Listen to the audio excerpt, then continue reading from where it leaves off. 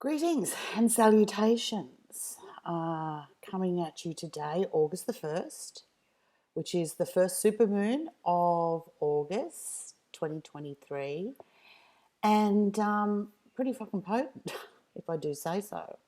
I've got this as a podcast, but it's also available with video through the forum. So if you're a member of the forum, then you get to see the video and discuss it with me directly and other kindred. Anywho, all those details I'll write with the synopsis of the thing. Just learning, getting it on. I did go a few years ago to a group to learn the podcasting thing, and it was one of the worst experiences of my life. So I kind of got gun shy. Anyway, here I am, and I want to shoot the Shiznay on some astrology, astronomy.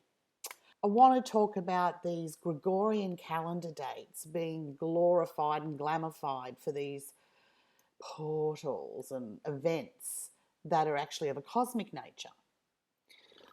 So I'm going to read you straight from the guidebook because it's really good, but also because it's succinct.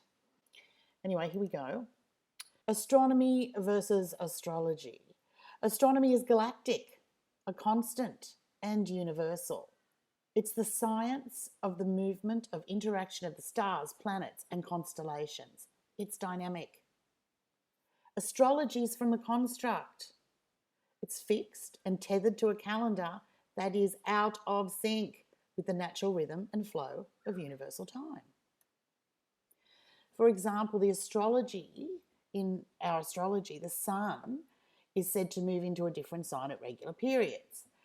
Dates, for example, Leo, of course, is the 23rd of July to the 22nd of August every year.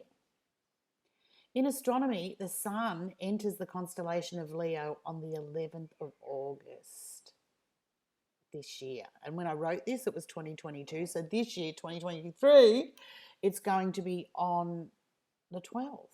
So Leo, the sun doesn't actually enter the constellation of Leo until our Gregorian calendar, the 12th. You starting to get the picture? I knew you would. Okay, where am I up to? Yes, in astronomy, the sun actually enters the constellation of Leo on we'll say the 12th. This year, 23, a marked difference in time frames.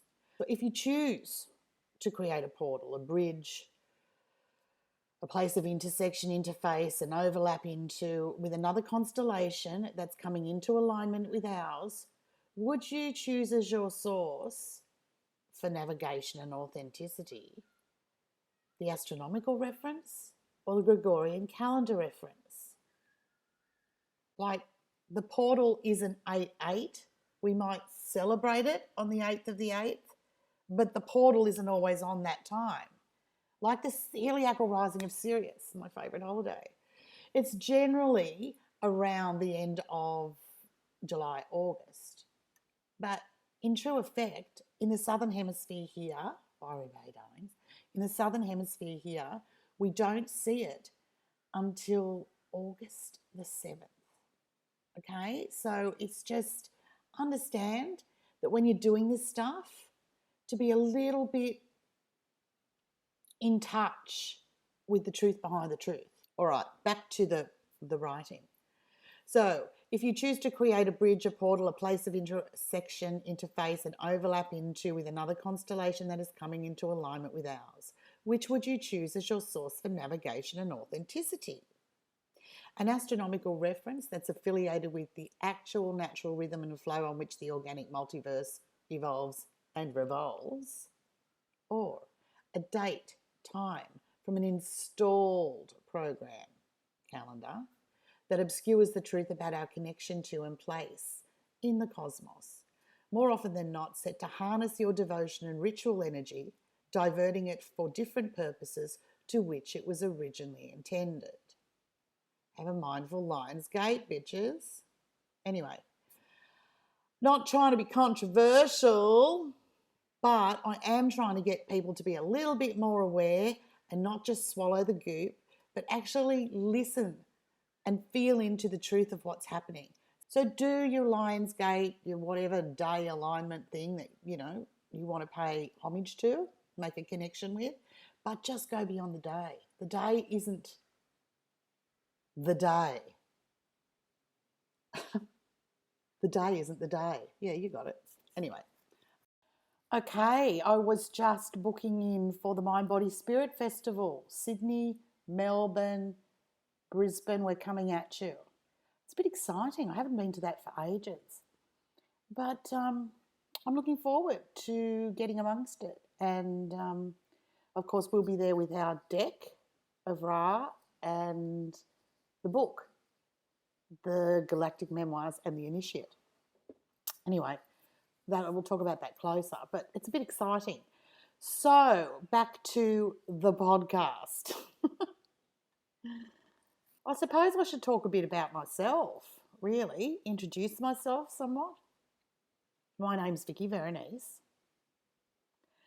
I live in Byron Bay with my darling husband and 6 cats.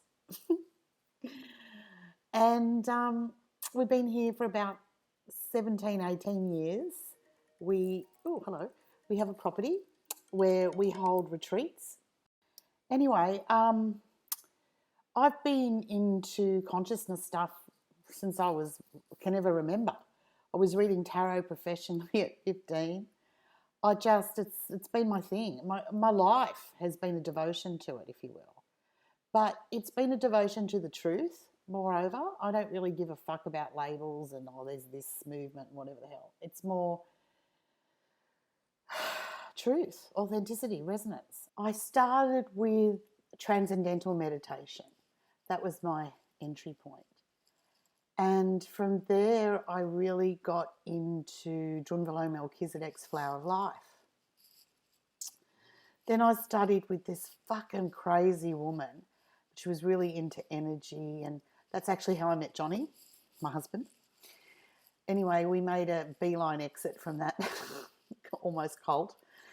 And we went, and I think from there we did pranic healing, another cult. Fuck. Wow. Great basics, but I think when they gave us a medallion, they sold us a medallion for prosperity, but it had a use-by date. You actually had to repay them more money and the medallion would continue to work. Oh yeah, I've seen it all.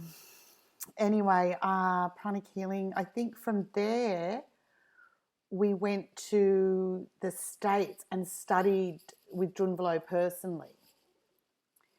It was around the time he got into that living in the heart stuff, and it was really good for Johnny because it was a male and we'd had so many female teachers. Anyway, we ended up teaching for Drunvalo around the world I was on his council. Oh, God. I don't even know if I should say that, if I want to own it. And we ended up teaching in China. I mean, it was quite the adventure, really. Around that time, we went to Thailand, and I was really interested in breatharianism. Don't ask why, but I can tell you what breatharianism is. So a breatharian is someone who lives on prana, chi, energy, juju. Anyway, you spend 10 days and 9 nights in a dark room. And I'm talking about dark, like, hello, you can't even see your hand. I mean, it's dark. And so for the first phase of it, or 3 days, the melatonin balances. The next phase, or 3 days, is, I think it's called pinole, Pinole. Anyway, it's a glandular release from the pineal, and you start to see shit. Then the next phase, DMT, is naturally released through the body. And I'm like, I don't know if this shit's working, but can someone move that pyramid and dolphins swimming around it out of my fucking vision? I mean, it was so crazy, because by that time it had become normal. Anyway, we did that with Jazz Maheen, the breatharian, and during that time, I mean, I had one of those life-changing experiences people talk about, write about, pivot on. And we've been teaching all this stuff about Merkaba, all this, teachings, which had total resonance for me. You know, sometimes the teaching can have resonance. It's just the context of the teaching can be out. Yeah, read that one back. Anyway, so we were in this dark room and, you can't see, but, the third eye's seeing. And so I'm looking over and I looked over and there was a figure and I knew it was Johnny. And the figure was inside this tetrahedron, and around the tetrahedron was a circle. And I looked at it and I thought, oh, fuck, that's a macabre. I got it, right. And then suddenly, in tuning into it this way, I experienced the macabre as a cage. It was not the vehicle we were taught. And I mean, boom, it was an upload, download, reload like nothing else. Things really changed from there. Like memories flooded me. I had like visceral encounter with another dimension of self. It's been a wild ride. So wild, I decided to write it down, hence the galactic memoirs. That's in that. And then I started doing the work that I remembered, or that I downloaded, whatever you want to say, in the darkroom experience. And I created a way to show others to do it, if you will, a school of consciousness. And I've been doing that for a while now, and it's evolved as I've evolved. When I came home, or when I came back from there and started to understand what was going on, I wrote down, or I kept entering that space, and I wrote down as chronologically as I could my memories of that time. And from there, the work evolved. Now it's written out in that book. I've got a systematic way of experiencing it. So there are different experientials and whatever. And that's what we do here at Byron Bay, in the retreats Byron Bay. We have a yoga wellness retreat, which Johnny runs. And we have the consciousness one, Claim, Embody, Radiate. That's more my baby. But he attends. And that's based on what you read in the book and what you work with in the deck. So that's a bit of background, I suppose. I don't know. I don't really visit my past much. So it's kind of weird regurgitating it for this in such a way that's not just chronological but has merit and meaning. Like, who gives a fuck? Really, when I work with people, I'm not that much interested in the story, because what I find is the story is the bullshit. What I'm interested in more is where you're at now. I don't want to know necessarily how you got there. I'll be able to see that. It's more when you hear the story, it kind of becomes a narrative, and the narrative becomes a sort of an entity of its own. And it's not always accurate as to what happened. And I think also, people get it like a sound grab, or I suppose you call it a sound grab, a sound bite, something like that, and takes it out of context. So there it is, inaugural podcast. It's short, but I'll get better at this. It's actually a little bit more difficult than I thought. But I'm used to making videos. It's just my videos were like shorter to not indulge so much a person's time and get my message across quite quickly. Podcasts I find are a little bit more personal, a little bit more chat, a little bit more informative, shall we say. I've got some great guests coming. I've got professional astrologers. I've got photographers. I've got a dentist. I've just got people from all different walks of life who are experiencing themselves as a spiritual being having a human experience. God, that's an oldie, isn't it? Anyway, thanks for listening.